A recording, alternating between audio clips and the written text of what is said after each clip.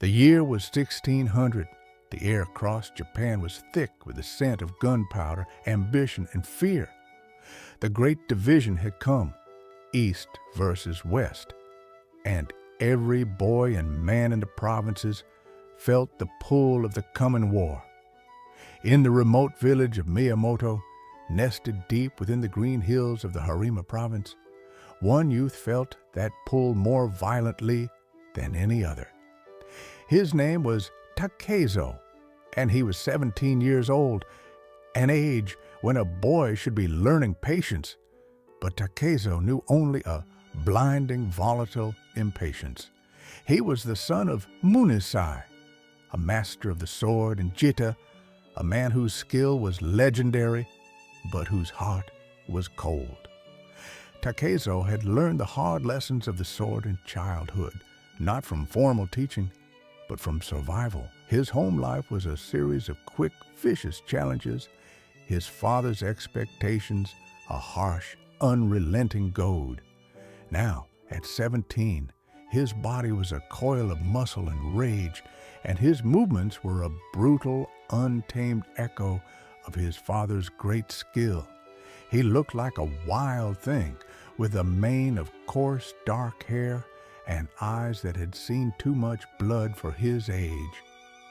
He stood that morning beside the thatched roof of the small, impoverished hut he shared with his friend Matahachi. The two of them were looking westward. "They say the armies of the eastern Lord Ieyasu are marching," Matahachi whispered, his voice shaken less from excitement than from dread. Matahachi, 2 years older than Takezo, was all softness where Takezo was bone and sinew. He dreamed of being a hero, but in his heart he preferred the comfort of a warm meal and the company of his fiancée, Otsu. Takezo spat onto the dirt. "Cowards! Everyone else has gone. Are we to stay here, chasing rabbits and listening to the crones whine about the autumn harvest?" "But Takezo, you saw the decree. Only men of status are to join the ranks," Matahachi pleaded. "We are farmers, Ronin fodder at best. Status is earned with blood, not birth." Takezo growled. He hefted a crude, heavy sword he had forged himself, more an iron club than a refined blade, and ran a callous thumb over the edge. "Munisai taught me that much. The only thing that matters is strength. This war is our chance to prove it, a chance to show everyone in this dead village, and maybe even Munisai himself, that I am not just a savage, but a man." His drive wasn't loyalty. It was a desperate, burning need for validation.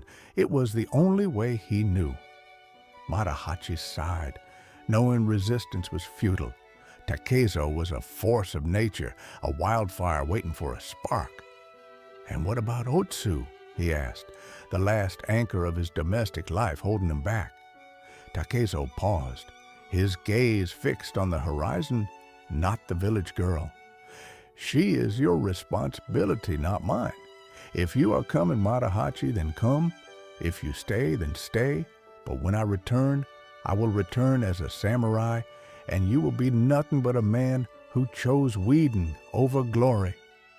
The words were a calculated strike, designed to shame and compel. Matahachi flinched, his hand immediately flying to the meager sword at his hip.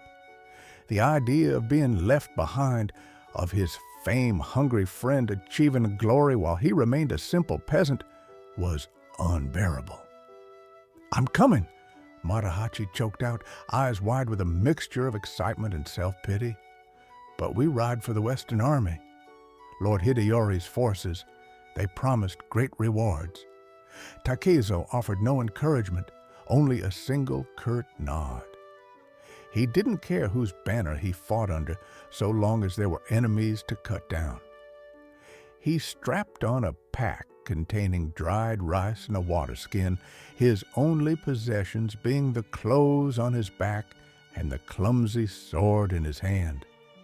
In the dead of night, they slipped out of Miyamoto, turning their backs on the rice paddies and the familiar safe hills.